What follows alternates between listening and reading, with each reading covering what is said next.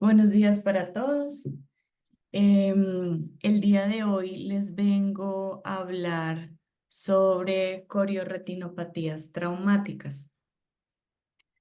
Entonces, para la evaluación del paciente que ha sufrido un trauma ocular, hay que hacer una serie de preguntas iniciales para poder enfocar bien este paciente. Entonces, ¿cómo se produjo la lesión?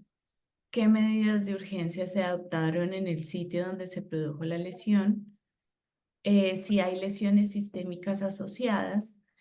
También es importante saber cuál era la situación del ojo antes de la lesión, si tiene cirugías oculares previas, cuál fue la intensidad de la lesión y si llevaba protección ocular. El trauma ocular, pues lo podemos dividir en abierto y cerrado. En abierto es pues una laceración o ruptura ocular y en la laceración se divide en penetrante, cuerpo extraño intraocular o trauma perforante. Y el cerrado se divide en contusión y laceración lamelar. El día de hoy nos vamos a centrar en el trauma cerrado contuso. Y les quería traer esta tablita, que es la tabla del trauma ocular. Es importante, es como una tabla que nos predice o que nos dice cómo va a ser aproximadamente la agudeza visual de este paciente. Y nos cataloga inicialmente, tenemos que mirar la agudeza visual inicial del paciente y mirar si tiene cualquiera de estas lesiones para restarle puntos y así nos da una agudeza visual final como un pronóstico de la agudeza visual de ese paciente. Entonces, el trauma cerrado, podemos tener hemorragia vítrea, desgarro o desprendimiento de retina, diálisis, conmoción, ruptura coroidea. Entonces, hoy les voy a hablar de 6 de estas entidades. Las lesiones según el mecanismo, entonces la lesión se puede dar por golpe, que es el daño en el lugar donde se hizo el impacto, la lesión por contragolpe, que es el daño que se produce en las interfaces tisulares opuestas al sitio del impacto, la conmoción retiniana y la rotura coroidea. Y la compresión ocular, que es la compresión ocular en su diámetro anteroposterior, que se produce una compresión anteroposterior, pero un estiramiento ecuatorial, y estas se dan más en las diálisis retinianas. Entonces vamos a empezar a hablar de la corioretinitis esclopetaria. Esta enfermedad fue descrita inicialmente en 1872, eh, descrita como una fusión entre la retina y la coroides en el polo posterior, y posteriormente en 1901 fue descrita como una ruptura coriorretiniana traumática. Su nombre viene del latín sclopetum, que significa arma de fuego, y en inglés sclove, que significa desgarrar o rasgar. Entonces, se produce un desgarro de la retina neurosensorial y de la coroides debido a un proyectil que entra a alta velocidad en la órbita, pero que no penetra el globo ocular, o sea que se encuentra adyacente al globo ocular sin penetrarlo. Y el mecanismo de lesión de estos son ondas de choque de alta velocidad transmitidas al globo ocular. Entonces, estas ondas de choque lo que hacen es una deformación del globo ocular, un aumento de las tensiones de tracción de los tejidos oculares. Este aumento de las tensiones de tracción exceden la resistencia de la retina y la coroides, lo que se produce el desgarro de estas dos estructuras, y como la hialoides es más elástica, queda adherida. Generalmente la hialoide no se produce un desprendimiento de hialoides posterior, y la esclerótica pues es mucho más fuerte, por lo tanto no también resiste a estas ondas de choque. Em, entonces se va a producir un área como la que vemos aquí en la fotografía, en donde se ve una ausencia de retina, de epitelio pigmentario, de membrana de Bruch y de coroides en su total, y lo que estamos viendo acá es la esclera. Entonces vemos que hay como un denudamiento de esa esclera, y esto puede estar asociado a hemorragia vítrea, hemorragias intrarretinianas o hemorragias subretinianas.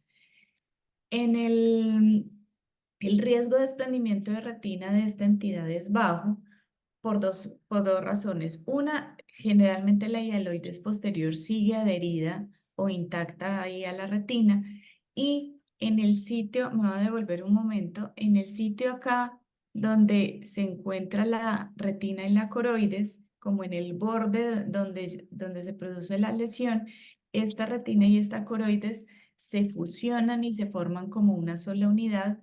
Por lo tanto, es muy poco probable que entre líquido subretiniano y que se produzca un desprendimiento de retina. Entonces acá vemos una fotografía de campo amplio en donde vemos en el cuadrante inferotemporal una lesión esclopetaria en donde estamos viendo directamente la esclera, que hay ausencia de retina y de coroides, y se produce una cicatrización y un tejido fibroso alrededor de la lesión. Y acá, pues en este paciente está, este tejido fibroso está en la mácula, por lo tanto, probablemente la visión de este paciente pues está muy disminuida. Esta es una entidad bastante rara. No hay mucha literatura publicada, y esta es una serie de casos observacional retrospectiva en donde se revisaron 33 publicaciones e incluyeron 61 ojos de 59 pacientes, en donde la mayoría fueron hombres, un 88.1%, y ellos concluyeron que el pronóstico visual de esta enfermedad depende del estado de la mácula y la ubicación de la esclopetaria, y que el tratamiento se debe individualizar. No hay un consenso de cómo hacer el tratamiento, si el tratamiento se debe hacer según pues los hallazgos al examen del fondo de ojo de cada paciente. Entonces, no hay un consenso sobre tal, como tal sobre el tratamiento de esta corioretinitis, y debido a que el número de casos es muy bajo y la variabilidad de las lesiones, entonces planteas dos tipos de tratamientos. Uno puede ser la observación, y se plantea la cirugía solamente si hay riesgo de desprendimiento de retina o si hay una hemorragia vítrea densa. Las complicaciones entonces estos pacientes tienen riesgo de presentación tardía de hemorragia vítrea, puede ser hasta 3 meses después del trauma. Puede haber desprendimiento de retina, pero como ya lo dije anteriormente, no es tan frecuente, y el pronóstico depende del tipo de la lesión y la ubicación de la lesión, pero pues hablaban en este artículo que solamente el 16.4% de los pacientes con trauma ocular consiguen una visión posterior de 20/20. Por lo tanto, pues son ojos que tienen unas visiones pues mucho más disminuidas. Otra de las entidades es la conmoción retiniana. La conmoción retiniana fue descrita por Berlín en 1873 y es una retinopatía secundaria a un traumatismo directo, que puede ser como pues, el golpe, o en sitios distales como el contragolpe. Y esta puede involucrar la retina periférica o el polo posterior, y cuando involucra el polo posterior, pues se llama edema de Berlín. La fisiopatología se produce, pues el trauma produce un desplazamiento del diafragma y cristalino iris, y produce un acortamiento anteroposterior del ojo, como pueden ver acá en la fotografía. Esto hace que se expandan las estructuras periféricas hacia afuera, o sea, como el ecuador del ojo se expande hacia afuera y el diámetro anteroposterior disminuye. Y como la retina pues no es tan elástica, absorbe todas estas ondas de choque y se producen unas lesiones en los segmentos externos de las fotorreceptores y la unión con el epitelio pigmentario de la retina. Entonces, las características es un blancamiento de la retina se ve brillante en el área del golpe o del contragolpe, se produce hasta una hora o hasta horas después del trauma, y se da más es más frecuente que se dé en el polo posterior, pero también pueden haber lesiones en la periferia. Los mecanismos propuestos son que hay un edema extracelular, hay una inflamación glial y la rotura de los segmentos externos de los fotorreceptores. Entonces, en el OCT, después de la contusión retiniana, del trauma ocular, perdón, se pueden ver irregularidades transitorias como vemos aquí en estas dos flechas, unas irregularidades transitorias del epitelio pigmentario que producen una hiperreflectividad de la capa elipsoide y de la retina externa. Después del trauma se puede haber una miopía transitoria o pueden haber asociados pues desprendimientos de retinas traumáticos. El pronóstico de la recuperación visual de estos pacientes es aproximadamente 3 a 4 semanas y la recuperación visual es limitada porque se produce migración de pigmento al área macular, pues si la conmoción es macular, se puede producir migración de pigmento hacia la región macular, roturas coroideas o agujeros maculares. Entonces acá vemos un paciente con una gran contusión retiniana, tiene tanto macular como periférica. Esta que está señalando la flecha y toda esta lesión es la contusión retiniana que se ve como blanca, como brillante, y este paciente tiene asociado hemorragias intrarretinianas y hemorragia subhialoidea.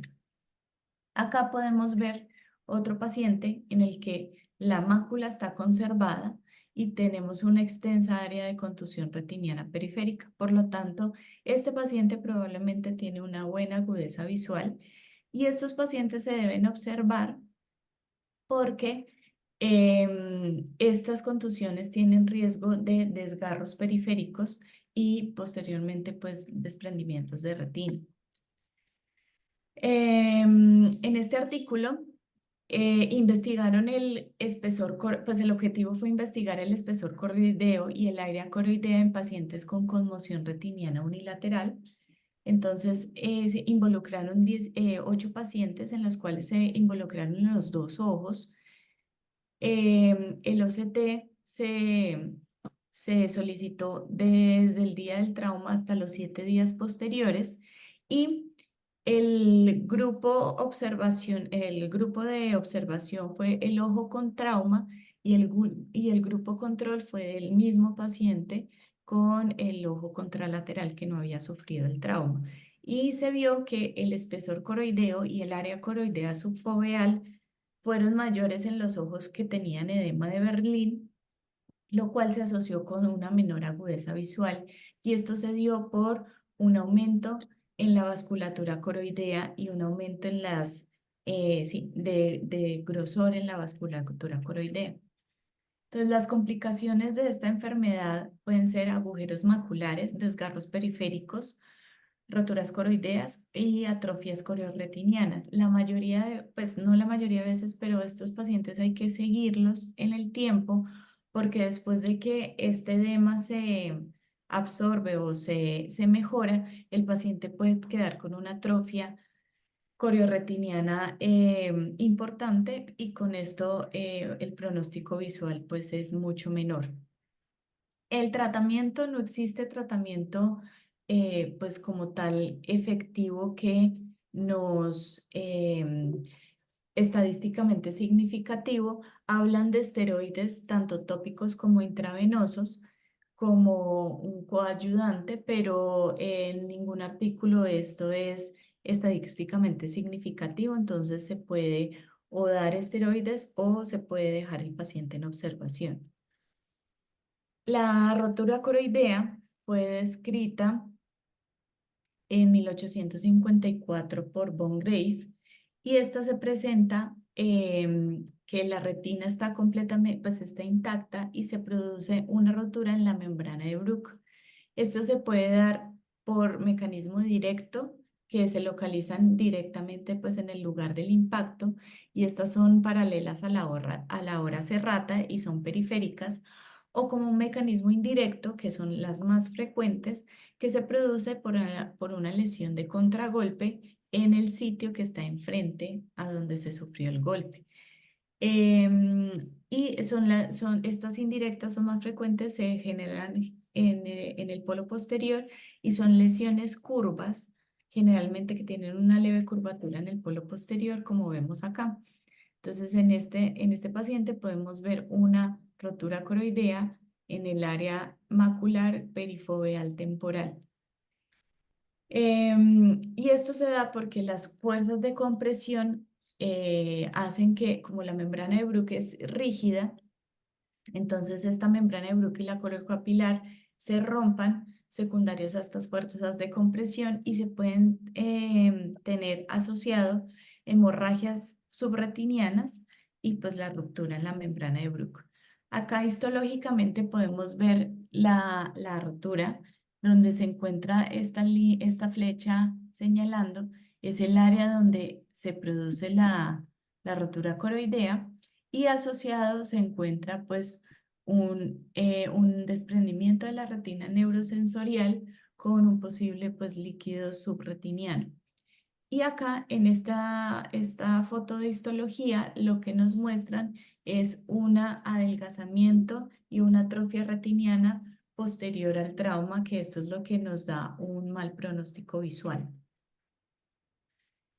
En pacientes con pseudosantoma elástico hay que estar pendientes porque como la membrana de Bruch es mucho más frágil, se pueden dar unas roturas coroideas en traumas oculares menores o en traumas oculares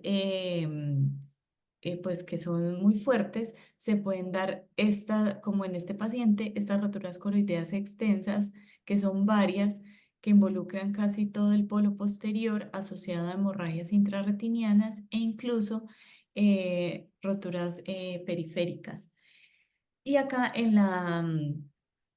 la autofluorescencia podemos ver las pequeñas roturas que se dan en todo el polo posterior, que son hipoautofluorescentes, y también las hemorragias intrarretinianas, que son hipoautofluorescentes.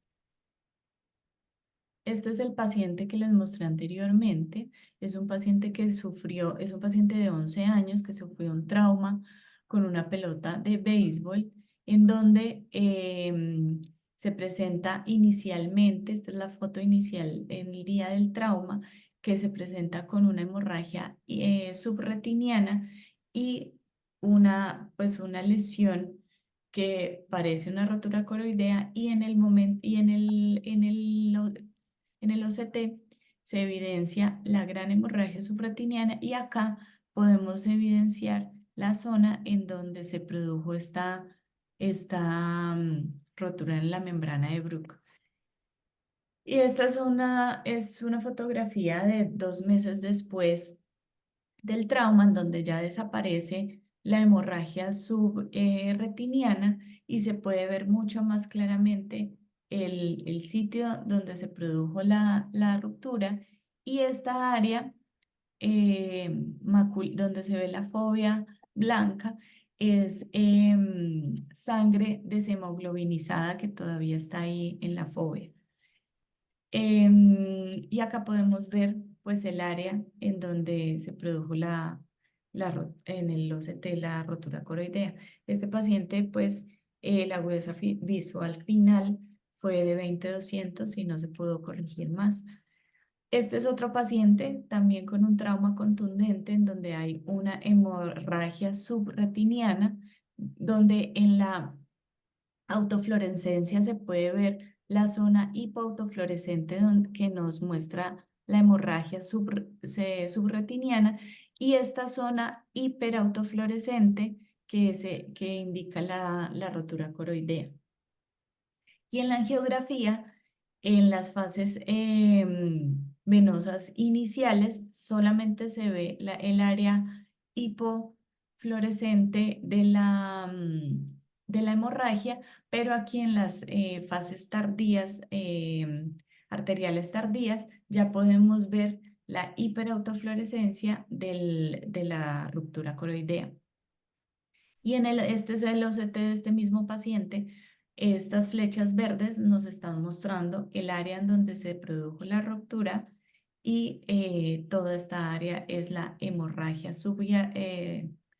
subretiniana y acá hay un desprendimiento del epitelio pigmentario. Y en el OCTA, en las capas externas, podemos ver en la ruptura cómo se ven los vasos coroideos en el OCTA. Las complicaciones de esta patología son las cicatrices que dejan con hiperpigmentación de los bordes. Acá en estas dos fotografías podemos ver la cicatriz con hiperpigmentación y acá que pues compromete el área macular y foveal.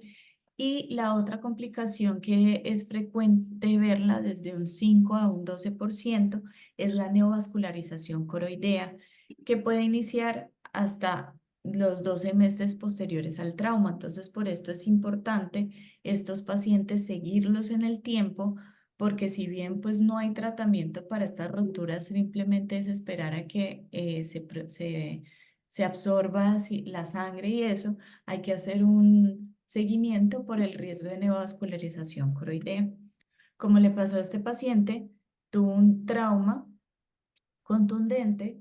Esta es la foto, esta foto arriba, a la izquierda es la foto inicial del paciente con el trauma, en donde hay varios tipos de hemorragias subretinianas, intrarretinianas y describían que tenía una hemorragia vítrea también.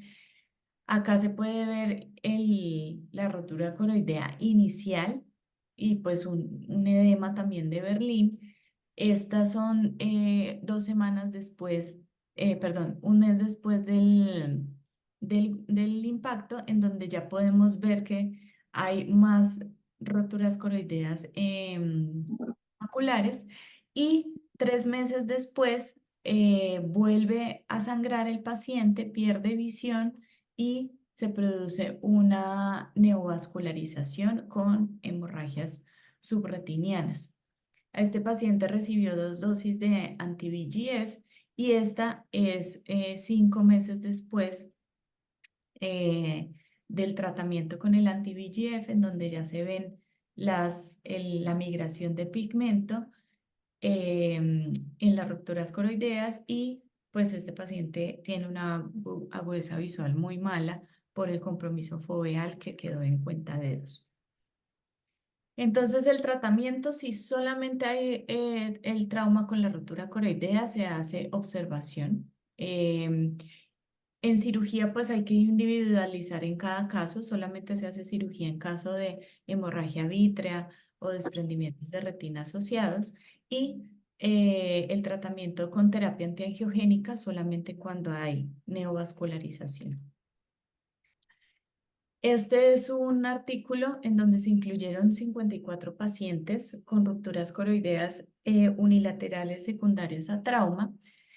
Tuvieron un periodo de seguimiento de 5 años y de estos 54 pacientes, 11 pacientes presentaron membrana neovascular coroidea, de los cuales 4 en el momento del diagnóstico, 4 ya estaban inactivas y 5 estaban activas y fueron tratadas 4 pacientes con bevacizumab y un paciente con ranibizumab. Entonces, todos los pacientes en los que se trató, los 5 pacientes que se trató la membrana, hubo mejoría de la visión y mejoría del sangrado después de la aplicación del anti-VEGF y ellos vieron que los pacientes necesitaron una o máximo 2 terapias antiangiogénicas, por lo cual concluyen que este tipo de enfermedad necesita menos cantidad de inyecciones que los pacientes con degeneración macular relacionada con la edad. Otra de las patologías es la diálisis retiniana. La diálisis retiniana es una desinserción de la retina de la pars plana en la hora serrata y se presenta más en el cuadrante inferotemporal hasta en un 66%, en el cuadrante superonasal hasta un 14%, superotemporal un 10% e inferonasal un 4%. Del 8 al 17% se puede presentar un desprendimiento de retina regmatógeno. Se dan más en pacientes jóvenes posteriores a trauma. En este es importante saber que no hay un desprendimiento de vitro posterior asociado, por lo cual, si se produce un desprendimiento de retina secundario a esta patología, esta avanza lentamente hacia o sea, el desprendimiento de retina va avanzando lentamente.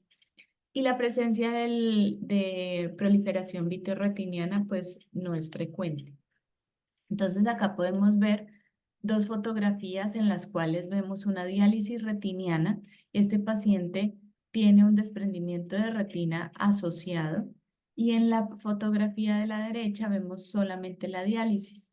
Entonces el tratamiento de esta patología es dependiendo si hay o no desprendimiento de retina asociado. Por ejemplo, en este, el tratamiento ideal sería hacer vitrectomía para, pues para vitrectomía. Y en estos pacientes que solamente tienen la diálisis, pues el tratamiento sería más con láser y observación.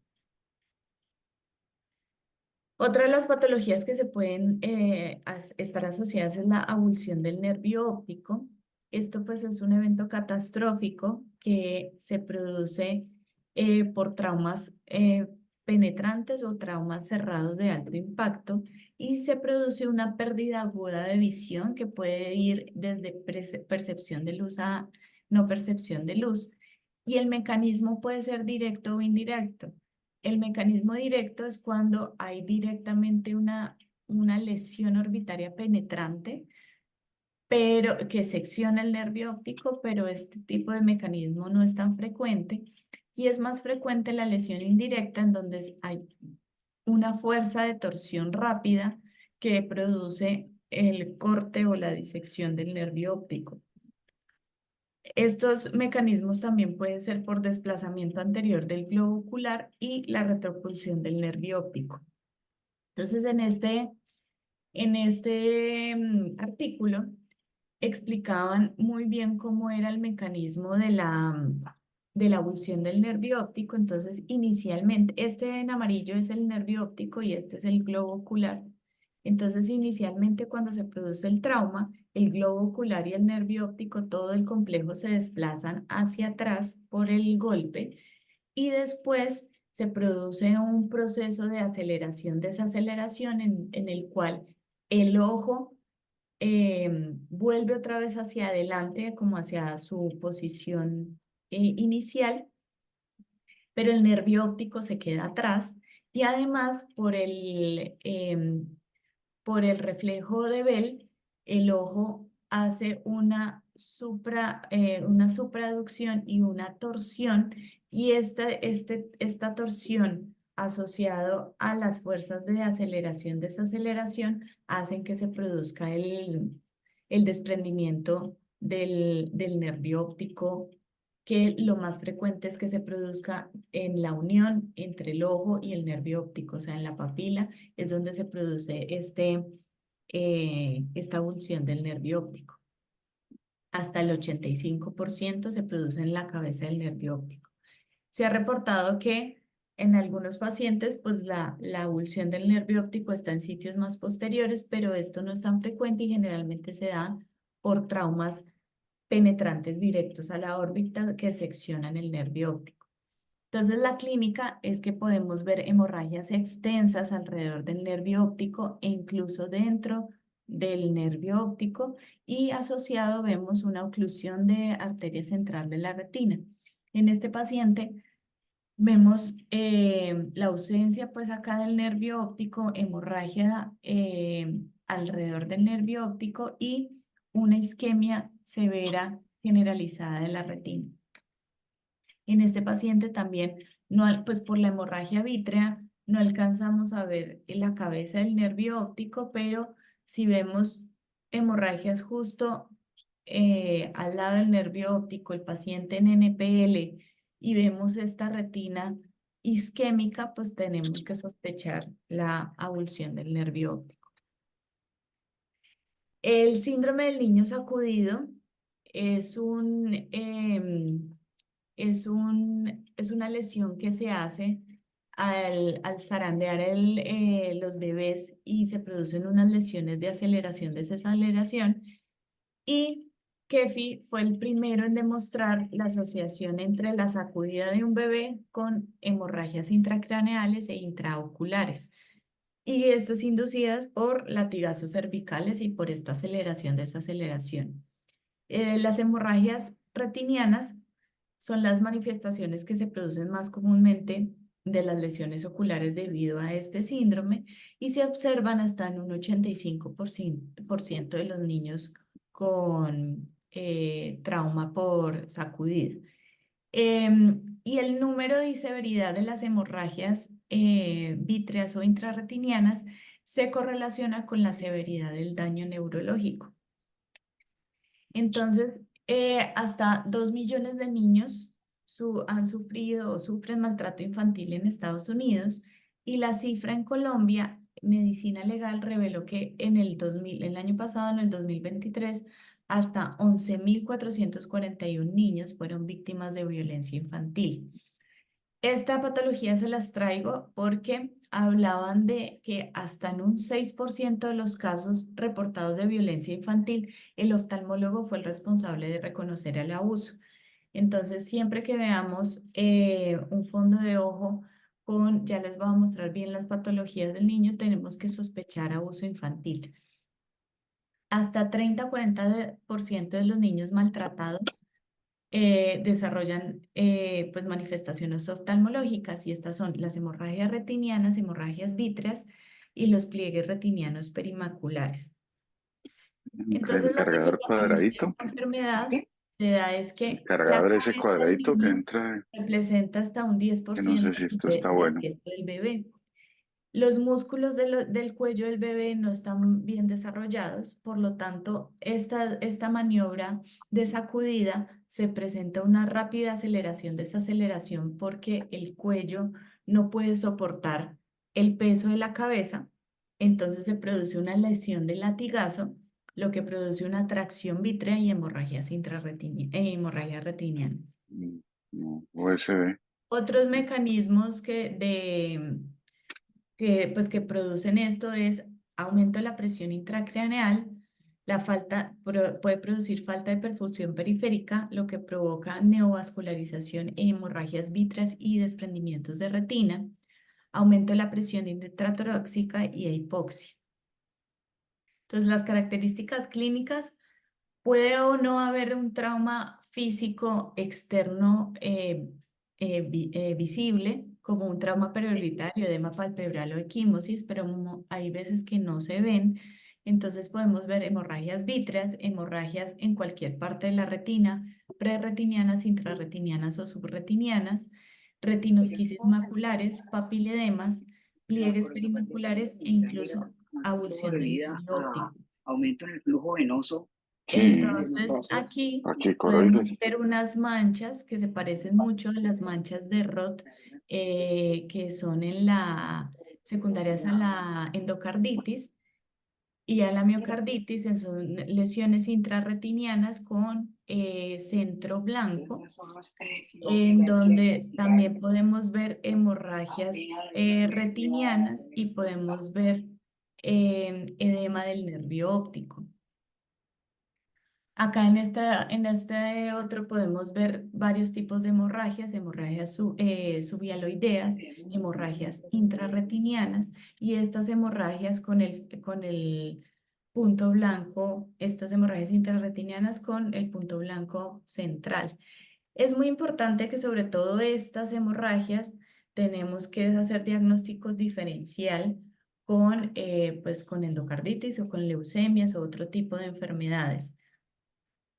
Y estas son este es un niño que tiene lesiones bilaterales, en donde podemos ver hemorragias subhialoideas e hemorragias extensas intrarretinianas. Entonces, cuando vemos a estos niños con este tipo de lesiones, tenemos que hacer diagnósticos diferenciales también con endocarditis, con leucemia, con síndrome de Pearson, anemia, retinopatías de Valsalva, coagulopatías o incluso lesión por forceps. pero también tenemos que hacer pues, ayudarnos de si hay lesiones en otras partes del cuerpo para pues sospechar maltrato infantil. El tratamiento, cuando las hemorragias no son muy extensas, entonces hablaban de la posición del bebé, pues de tenerlo sentado o semisentado, la observación, y ya cuando son hemorragias muy extensas se puede hacer vitrectomía, pero pues pues el tratamiento de estos niños es bastante difícil y lo importante es la corrección rápida de la ambliopía en estos niños. Y la última entidad que les tenía hoy para presentarla es la retinopatía de Pocher. Esta fue descrita por primera vez en 1910 y fue descrita por Ottmar Pocher, que fue descrita inicialmente en un paciente que se cayó de un árbol y sufrió un trauma cráneoencefálico. Entonces, esta corioretinopatía está asociada con traumatismos indirectos, o sea, la lesión no es directamente en el ojo, sino que se asocia a traumas en otras partes del cuerpo que clásicamente están dados por traumatismos por compresión. También es conocida como angiopatía retiniana traumática, linforragia retiniana o teletraumatismo retiniano. Tiene una incidencia baja del 0,24 casos por millón de habitantes año.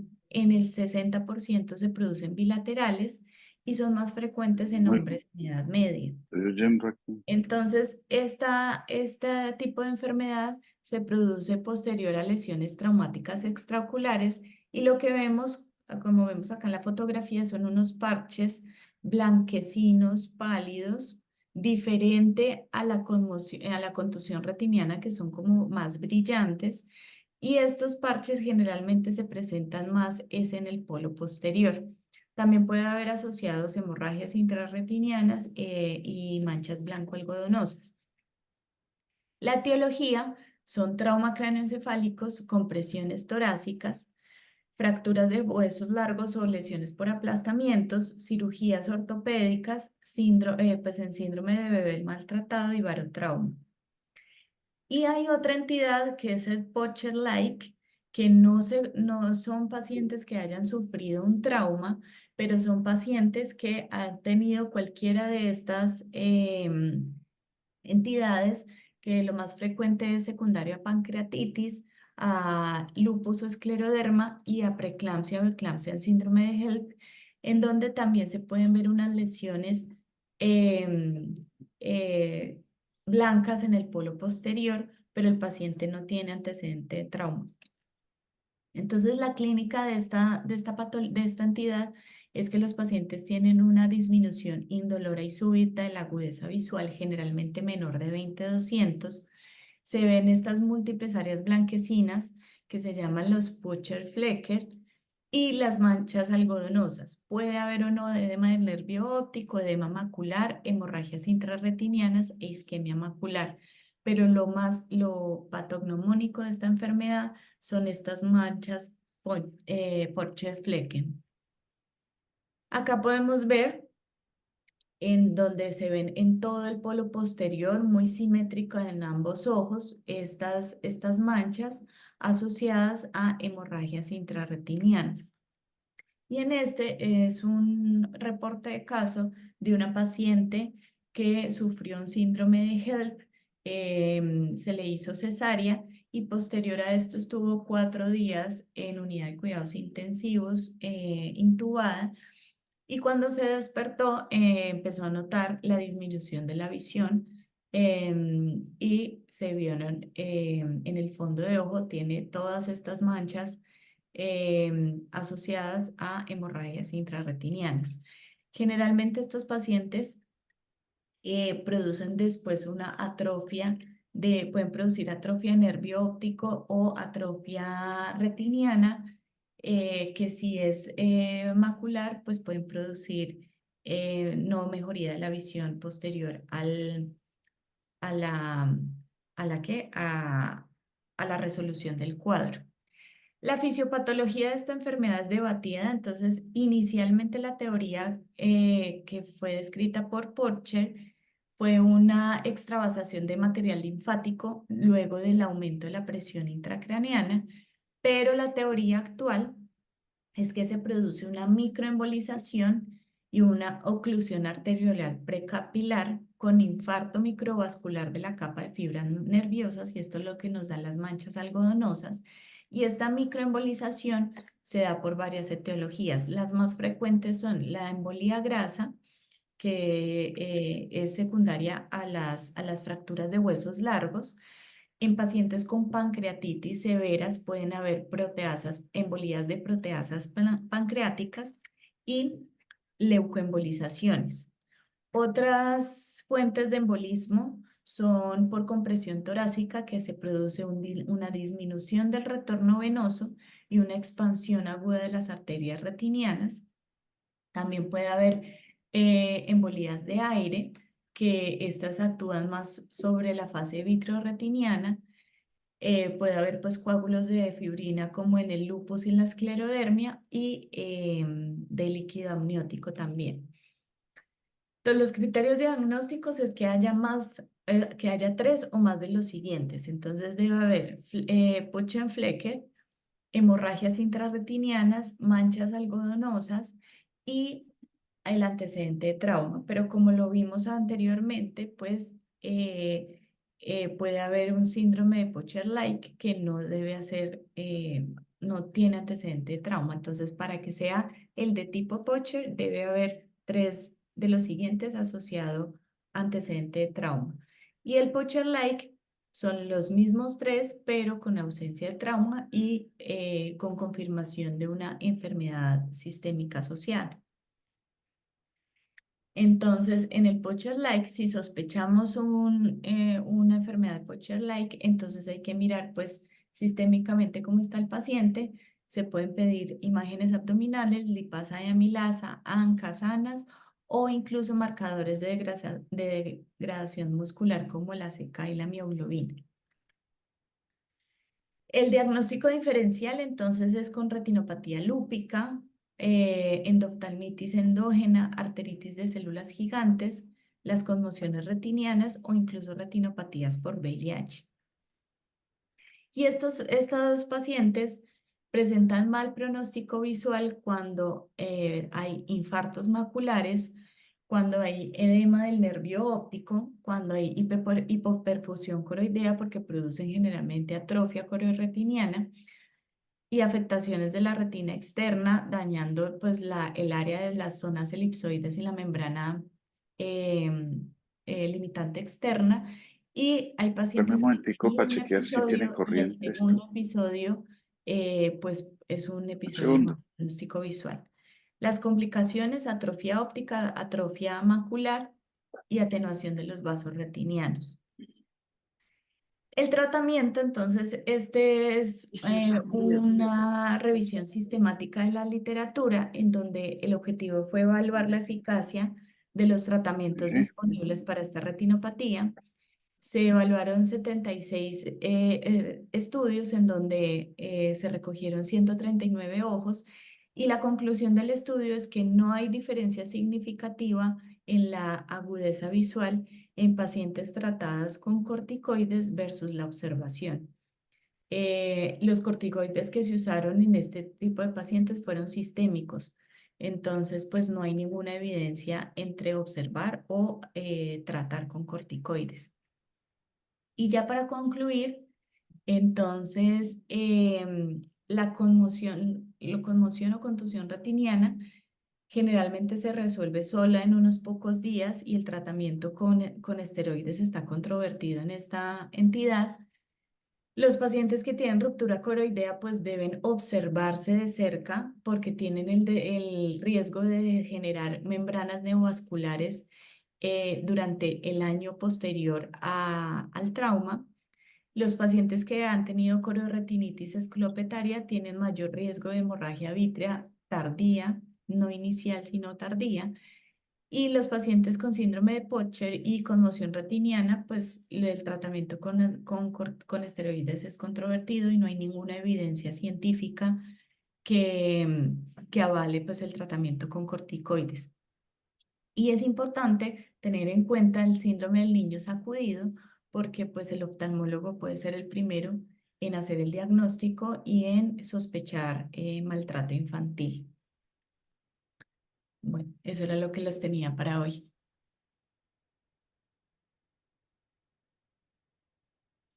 Muy bien, muchas gracias, Marcela. Una revisión muy completa. Mm, Solo quería agregar que en trauma contuso, siempre y como en todo trauma, entiendan muy bien el mecanismo del trauma, o sea, exactamente qué fue lo que pasó. Porque si uno llega a la conclusión de que la compresión del globo fue muy fuerte, como es en el caso de puños, de pelotas pequeñas, la posibilidad de estallido es alta, ¿no? Entonces, si tienen hemorragia vítrea, hemorragia subconjuntival muy hemorrágica y muy oscura, infiltración orbitaria, quemosis conjuntival, sospechen una ruptura y entonces ecografía o eventualmente hasta una resonancia de órbita puede estar indicada para ver si ese ojo se estalló, porque hace una diferencia tremenda. Un estallido no tratado, pues es prácticamente ojo perdido. Un estallido tratado, nosotros hemos probado que muchos ojos se pueden recuperar. Como mostró Marcela, pues al contrario de trauma penetrante, donde podemos hacer mucho, estallido es una forma de trauma abierto, pues en trauma contuso no se puede hacer mayor cosa. De pronto a mediano y largo plazo, las membranas, el DR, la hemorragia vítrea que pueda aparecer tardíamente, pues son las cosas que pueden tratar, pero de resto, el trauma contuso es cruzarse de brazos, dar analgésicos antiinflamatorios y ver a ver qué queda. Y queda, lo que queda es malo la mayoría de las veces y el trauma es suficientemente fuerte. Entonces el énfasis está todo en prevención. En nuestra estadística, de nuestro registro de trauma, el hogar es una de las principales causas de trauma y especialmente el contuso. Entonces, afortunadamente todo está diseñado en ángulos rectos. Pues todos los muebles con esquinas y puertas y manijas. Y si eso se combina con pantuflas, no crean que solo es en viejos. La gente se tropieza, se cae, se va de bruces y tienen estallidos. Yo he visto muchos estallidos de gente caminando en su casa que se enreda con un tapete o se enreda con las pantuflas. Eh, todos los palos que protruyan en las casas, por ejemplo, esos muebles coloniales que tienen tallados palos hacia arriba, los recogebasuras que se quedan parados con el palo hacia arriba, todas esas son cosas que uno debe observar y es algo que uno debe aplicar en su casa, en su familia, pero hasta donde pueda diseminarlo con los pacientes, porque es que prevención es lo único que podemos hacer aquí. Digamos, la segunda causa en nuestra estadística, pues es la violencia. Y cuando pensamos en violencia y ojo, generalmente pensamos en cuchillos, machetes, balas, explosiones, pero eh, la banalidad con que se mira la violencia de puños y patadas, pues sobre todo entre adolescentes, darse palo y darse puños, pues es un acto medio heroico y que muestra mucho valor y es mucho el daño que se hacen con estas prácticas tan estúpidas, pues de resolver los problemas entre muchachos a punta de puño. Entonces ahí hay un elemento de educación muy importante, combatir esa cultura. Desafortunadamente va uno contra toda la cultura del cine, en donde puños es lo más importante, y de hecho casi todas las batallas modernas, con las armas más sofisticadas, todas terminan en puños. Y darse puños es lo más bonito que muestran. Otra causa que se piensa poco es deportes. Y yo creo que paintball, si no estoy mal, está en la punta. Les obligan a usar mascarilla, pero es típico. Acabo de tener un muchacho típicos. Se acaba el juego, se levantan la mascarilla y algún pendejo dispara y le pegan el pepazo en el ojo. Hay deportes pues, que son obvios, todos los de combate, el boxeo, que afortunadamente no son muy populares aquí, pero el paintball sí es muy popular y está punteando. Y hay otros deportes en los que no se piensa mucho, por ejemplo el tenis y el fútbol, que son muy frecuentes aquí. Racquetball, por el tamaño y velocidad de la bola, debería ser, pero ahí sí son muy estrictos con el uso de la protección. Las canchas de racquetball que yo he conocido y visitado, veo que son muy estrictos. En cambio, tenis, fútbol y los nuevos, el paddle, que es con una bola que parece muy inocente, porque es una bola plástica de huecos. En Estados Unidos, que está muy de moda, están reportando mucho. Y en Estados Unidos, básquet y béisbol pues son de los más frecuentes. El valor de la prevención está muy bien demostrado con lo que hizo el doctor Pashby en Canadá con el hockey. El hockey era el destructor de ojos más frecuente, eran como 1.600 casos al año de ojos, de gente jóvenes que se quedaban tuertos por hockey. Y el doctor Pashby lo volvió a leer, peleó para que se volviera a leer lo de la máscara esta, como una rejilla, y bajó de un año a otro, bajó de 1.600 a 2, ¿sí? Y sobre el neurotrauma no accidental de la infancia, que es como se prefiere llamar ahora al shaken baby, es importante tener en cuenta que los oftalmólogos tenemos allí un papel muy importante, lo dijo Marcela. Según la ley debemos reportar, y ahí los que han hecho ese curso de fiscalía y trauma de menores saben que hay una vía y hay unos números donde uno debe reportar, pero pues yo les he contado que en Canadá los servicios de urgencias iban reportando, ante cualquier hemorragia en un niño, iban reportando, llegaba la policía, se llevaba al niño y los papás iban presos. Y eso era con el concepto del oftalmólogo nomás. Ah, a mí me parece eso tan duro y tan difícil. Y sobre todo, pues Marcela mostró muy bien el diagnóstico diferencial que hay de hemorragias retinales y vitreas en niños. Y uno llega a la conclusión así tan rápida que un niño tiene hemorragias retinales, de que es maltrato, pues a mí me parece un poco atrevido. Hay casos en donde sí es muy evidente, muy obvio, y sí hay que reportar. Bueno, esos son los comentarios que tenía. Si hay alguna otra pregunta o comentario de trauma contuso.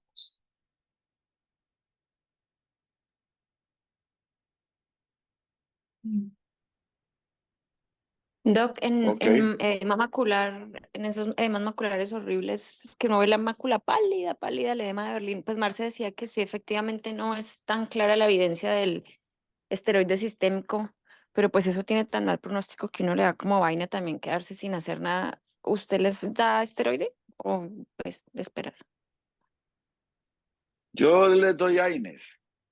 AINE oral, Me parece que la evidencia es muy floja y me parece que el esteroide se volvió como una especie de alivio mental para el sí. oftalmólogo en muchas circunstancias, y como que no se piensa en todos los efectos secundarios y todo lo que eso genera. El que formula esteroides con tanta facilidad o ligereza, yo le aconsejo que se tome un día una dosis de 100 o 120 miligramos de esteroides y la tome por unos días, y vea lo que eso da y lo que eso significa. Entonces, si, yo creo que si uno no tiene evidencia muy fuerte de que un tratamiento que es agresivo y problemático verdaderamente es efectivo, pues se está tratando uno, ¿no? El afán ese de que tenemos que hacer algo y entonces ese algo uh, hay que formularlo, hay que hacer, así no haya evidencia de que haya que hacerlo. Y la medicina ha hecho grandes daños por ese afán, ¿no? Entonces yo no, yo doy AINES y tópicos, eh, digamos, si hubiera un cuadro inflamatorio muy fuerte, perioculares o intraoculares, pero sistémicos, yo soy muy poco dador en general, no solo en trauma, en general. Sí, es cierto. Listo. Gracias, Doc. Bueno, si no hay más comentarios, muchas gracias a todos y a Marcela. ¿Hay más? Oye, no. No, doctor. Bueno, Bueno, gracias. buenos días, hasta luego, gracias. Hasta luego. Hasta luego, gracias.